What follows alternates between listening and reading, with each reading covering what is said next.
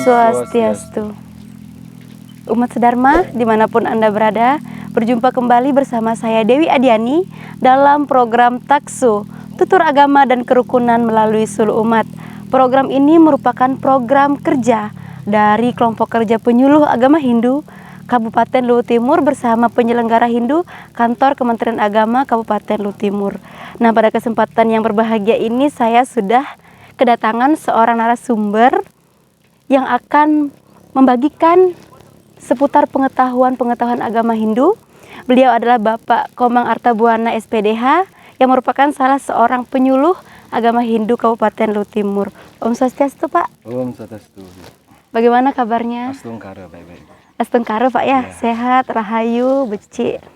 Astungkara, kita masih diberikan kesehatan sehingga bisa melaksanakan aktivitas kita seperti biasanya.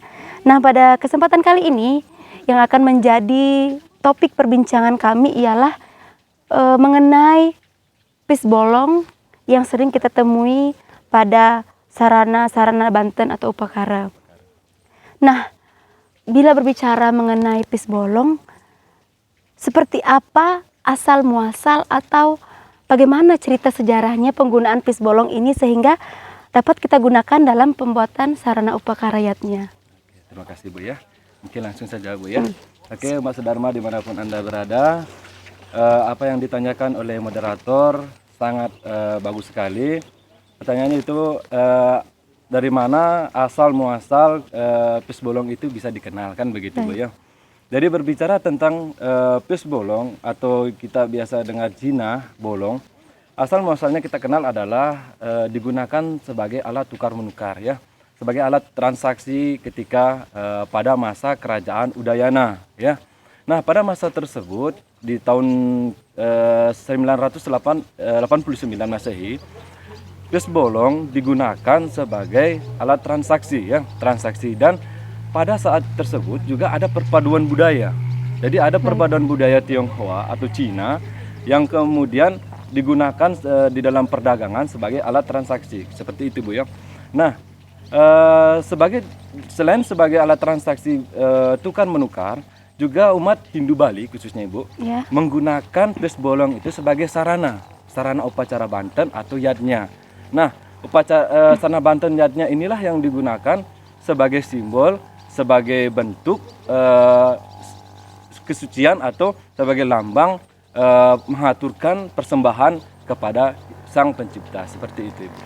Baik, nah di zaman yang sudah modern seperti ini Pak ya, tentu mata uang sudah berbagai jenis, baik itu logam, baik itu logam maupun kertas, dan bahkan jenis mata uangnya sangat banyak. Nah, kenapa di agama Hindu, terkhusus kita Bali, menggunakan sarana upakara itu masih menggunakan pis bolong? Iya. Oke, terima kasih. Saya langsung jawab Bu ya. Menarik sekali apa dijawab. Kenapa sih gitu ya? Ketika kita berbicara tentang sarana upakara, bukankah kehidupan menyatakan perubahan itu mutlak, kan begitu Bu ya? Berarti kenapa umat Hindu Bali khususnya menggunakan pis bolong atau jinah bolong sebagai sarana upakara seperti itu Bu ya? Jadi begini umat Hindu dimanapun Anda berada, persembahan atau apapun itu bentuknya adalah dinilai dari maknanya Ibu ya. Jadi makna yang terkandung, apa arti dari segala bentuk tersebut menyiratkan tujuan kita Ibu ya. Misalnya pis bolong ini. Pis bolong ini adalah simbol daripada Pancadhatu. Pancadhatu yang ada di sini adalah di dalam pis bolong ada tersirat ada besi, emas, tembaga, kuningan dan lain sebagainya ya. Nah, kenapa harus ada Pancadhatu atau 5 unsur yang ada ini? Ini menyimbolkan aspek Buana Agung dan Buana Alit Ibu. Jadi itulah mengapa dikatakan konsep Buana Agung, Buana Alit itu ada di sarana upacara, karena kita mengaturkan sarana ini berarti kita mengaturkan bagaimana perwujudan kita menyembah Ida Sang Widi begitu ya. Nah, terus kenapa tidak menggunakan uang-uang sebagainya? Ingat, di dalam pis bolong itu kan ada lobang seperti itu, namanya bolong berarti kan lobang. Nah, lobang atau bolong ini menyimbolkan kata windu. Windu itu berarti konsep ketuhanan yang suci dan tidak ternodai, seperti itu Ibu. Baik.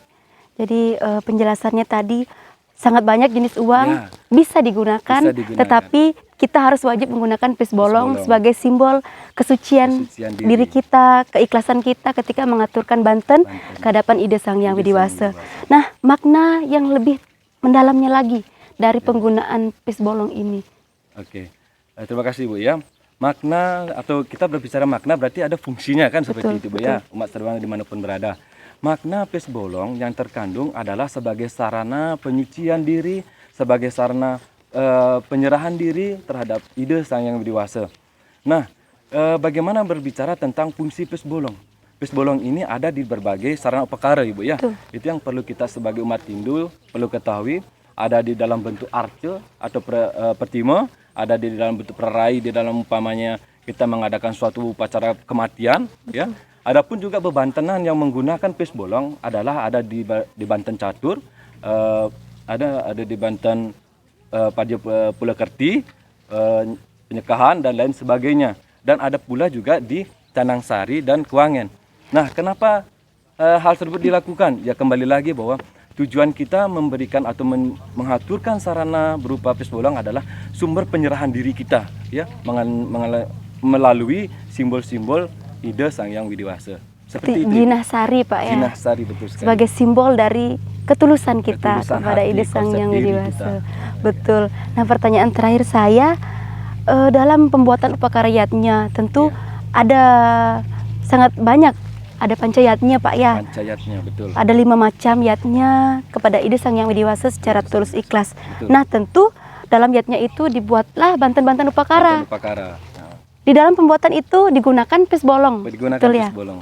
Apakah ada pengklasifikasiannya ketika banten ini dibuat, pisbolong ini yang digunakan atau seperti bagaimana? Betul sekali Ibu. Oke, terima kasih Ibu Dewi. Nah, berbicara tentang pengklasifikasian, tentu di dalam umat Hindu atau agama Hindu kita mengenal adanya pancayatnya ya. Ada namanya dewa yatnya, manusia yatnya, buta yatnya, resi dan sebagainya. Nah, pisbolong ini di mana diletakkan atau di mana kita gunakan kan seperti itu pengklasifikasian. Nah, banyak kita temukan pisbolong ini banyak digunakan di dewa yatnya. Kenapa di dewa yatnya? Adalah persembahan kita, wujud bakti kita ke hadapan Ide Sang Widi. Nah, adapun juga pisbolong ini digunakan untuk pembersihan di segala manusiatnya, itu adalah simbol hubungan kita gitu ya. Tetapi makna tersiratnya adalah di dewa yatnya seperti itu. Berarti lebih utama kepada dewa yatnya karena menyimbolkan kesucian diri kita, keikhlasan diri kita, menghubungkan diri kepada Ide Sang Hyang Widiwasa.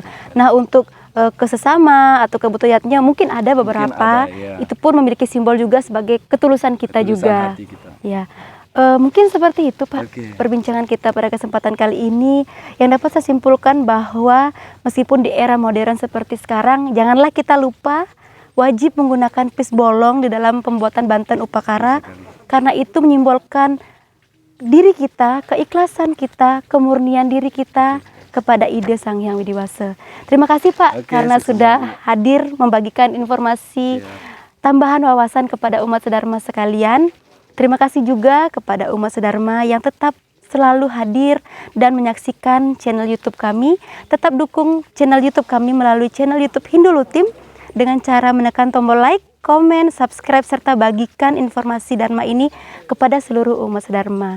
Nah, demikian perbincangan kita pada kesempatan kali ini. Saya akhiri dengan ucapan Paramasanti. Om Santi Santi Santi Om.